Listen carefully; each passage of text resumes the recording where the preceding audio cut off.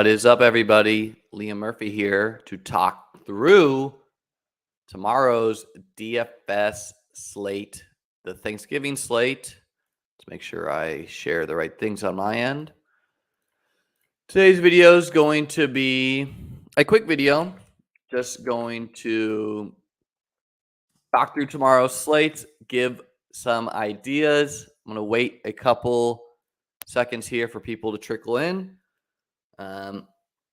I got my cousin visiting, so I want to make sure this is a nice quick video, and I'll be back Friday for the main slate. So let's just jump into it. Tomorrow is a very exciting slate, I think. Technically, I think you could be on your couch between the hours of like 5 a.m. to, whenever this New England, Minnesota game ends. You could start your day. What's going on, Matt? You could start your day with World Cup at 5 a.m.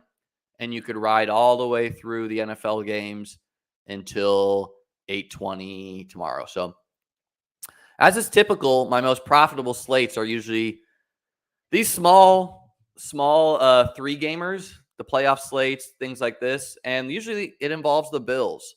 Yeah, man, I think Josh Allen even 5 ways is viable. So some things I'm going to talk through today is just, if you are 115, the Millie Maker, and primarily this is going to be from the Millie Maker perspective, or if you're single entering, just some things you can do to both get different and some plays I like that are probably going to be lower owned. So, to start off, I think you need to either decide, are you going to eat the chalky quarterback at Josh Allen, or are you going to try to get weird?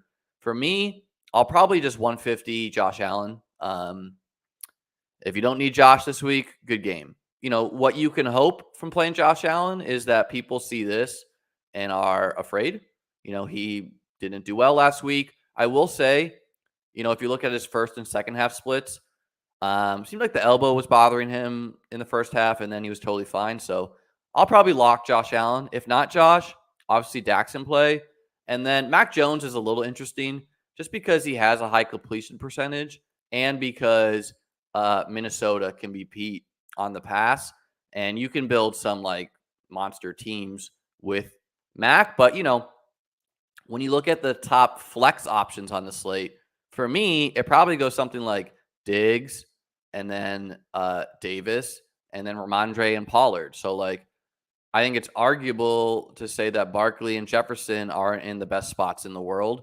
And so, they're not the best clicks, in my opinion. So people are jamming Jefferson. I probably won't. Same with Barkley. I think I like Ramondre and Pollard's just pass game roles over them. So anyways, let's just go game by game here. Bills at Detroit. I think ways you can get different is start with Josh Diggs Davis. Don't be afraid to throw in Knox with him. And you can throw in one of the two running backs or both the running backs as well. We've seen slates like this in the past where just like Bills 6, Bills super onslaughts have shipped. My favorite is probably James Cook for a couple reasons. One is he's getting more run on the field. He's an explosive player.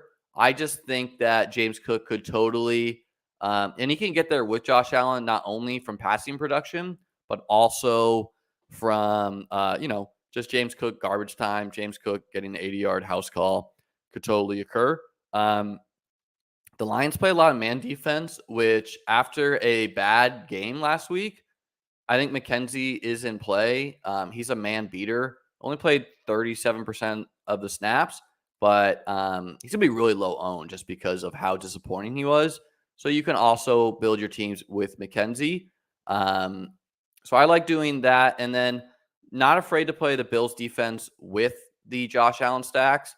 They can totally get there together. As far as the Lions, I'm mainly building my Bills stacks as onslaught.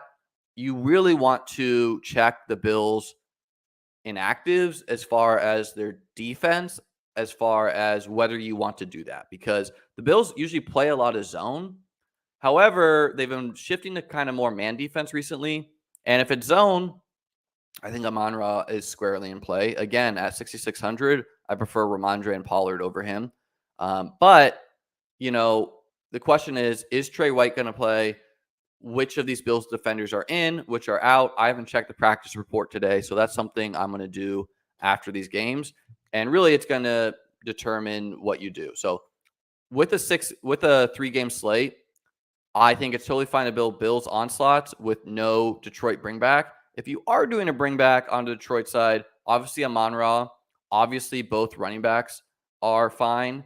I think, the Bills defense really shut down Chubb last week. I see them making the Lions try to beat them in the air.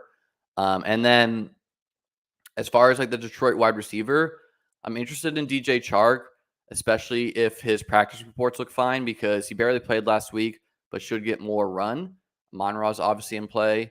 And then, I think I like Hudson on the Giants as more of a punt tight end, but you can screw around with like these Quinton Morris, these Tommy Sweeneys, who are seeing the field with Josh, could totally get a garbage time touchdown. But yeah, I'm not going to be playing many Lions players myself.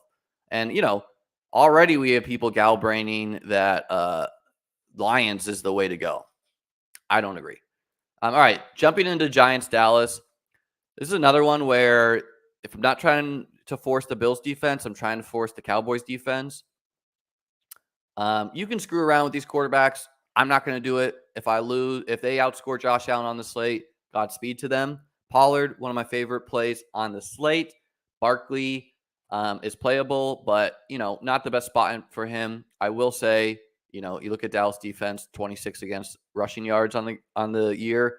And something to keep in mind for the Giants is what the Wan'Dale Robinson injury does to them, because a guy I played a lot last week was Isaiah Hodgins.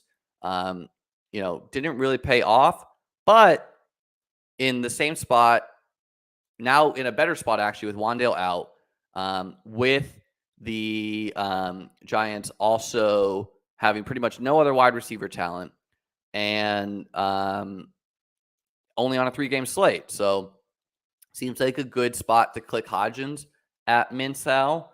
All the other, other than CeeDee Lamb, I would expect like Gallup to be lower owned. I like him plenty. I like Hodgins. I really like Schultz. And then Hudson seems like the punt tight end. Barely did anything in the box score after having fine rolls. So if the Giants get behind, maybe he gets more involved this week. It looks like this guy, Cager, who was signed off the practice squad, got more work. So I don't know. Maybe he's now the primary. Going to want to monitor that. But I'm okay going back to Hudson, even if Cager played like 70% of the snaps last week, because maybe they just go back to Hudson. But yeah, I'm not going to be playing too many of these Darius Slaytons. I will be playing Isaiah Hodgins. Not too much Noah Brown. Kenny Galladay, I don't think I can do that. Would rather play Hodgins. And then, yeah, obviously the Cowboys D. Moving on to the night game. Quick video today, guys. New England. Yeah, I know snaps weren't close last week, but again, the Giants have shown that they're willing to change things up. And so what does Wan'Dale out of the lineup do? What you hope is that most of the field is box score watching and being like, okay, now it's the Cager show. And maybe it's not. Maybe they go back to Hudson. Maybe Wan'Dale forces their hand to do more 2 tight ends, whatnot. So and obviously you could play Cager and just hope that continues. At the New England-Minnesota game, some of my favorite plays here are both running backs, both defenses, and Nelson Agholor seemed to have taken back a little bit of a role last week. This is a team in Minnesota that can be beat deep. And so between Tyquan and Nelson, I like them. If the field is jamming, I mean, I doubt either of these guys are going to be popular, but if the field is like, I don't know, 5% on Agholor and 1% on Hodgins, well, then just play Hodgins, I think, but you could play both. Myers, obviously in a good spot. I like TJ Hawkinson quite a bit because, if we try to get in the mind of the coaches, if you're Bill Belichick, he's probably going to be like, I'm not going to let Justin Jefferson beat me. And so that probably means more work for Cook, more work for Hawkinson. Again, Myers in a great spot, like him plenty. And then, yeah, both defenses where, and it's okay to play. Yeah, I understand that Cager's been playing more. But again, on a 3-game slate, you can play the lower owned guy. You can be on the field for 16 snaps. And really what you're trying to capture when you're playing these punt tight ends for a team like the Giants who are trying to throw the ball as little as possible is that they get an end zone target. So whatever. And Hudson can be on the field for, 1/5 of the snaps. But if he gets the end zone targets and catches a touchdown, might sneak in there. And so, yeah, those are the players I like. I don't think I'll be fooling around too much with these. Hunter Henry's, Jonnu Smith. I think KJ Osborne is a fine click for salary. Adam Thielen, I'm going to have a hard time doing, but so will the field. So that's kind of how I view it is, you have to determine how are you getting unique on this slate? Are you eating the Bills chalk and how are you building with it? And you can stack the Buffalo Detroit game early and kind of make swaps later, depending on how you do. You need to catch a Detroit. If you catch a Detroit player that scores 10, which someone should, I guess. The Bills D is still not at full health. Then it'll be fine. The other thing going on tomorrow is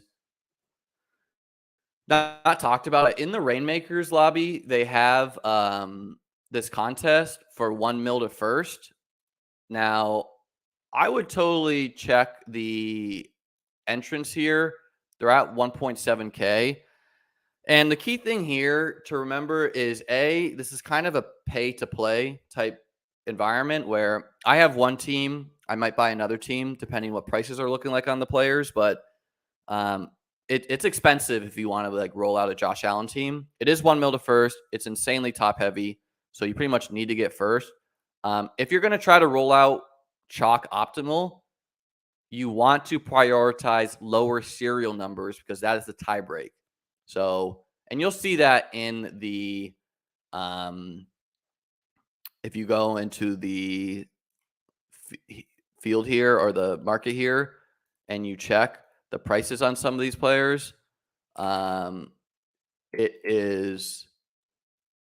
they are definitely pricing up serial numbers. So you can see, I don't know, serial number 2 is priced at 3K on Josh Allen and 672 is at 450. So it's expensive, but I'm playing a team that is not chalk optimal because I don't really want to be playing these crazy prices for a lower serial number.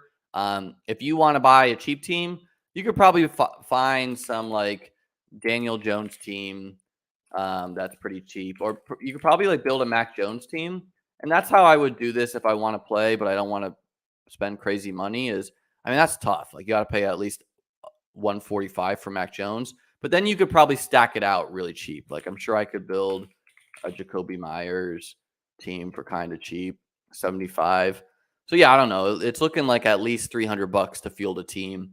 And the question is, how many of the teams out of the 2K right now are Josh Allen teams, and how many teams are shitty Mac Jones, Daniel Jones teams?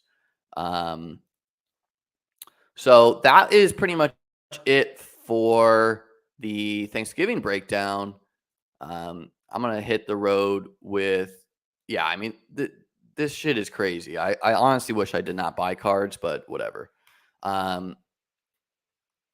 That's pretty much it for the Thanksgiving. I'm going to hit the road with my cousin here. Go have a good time. We'll be back Friday for the main slate breakdown. I also got a Twitch. This is on Twitch if anyone's watching. It's Liam Murphy Live.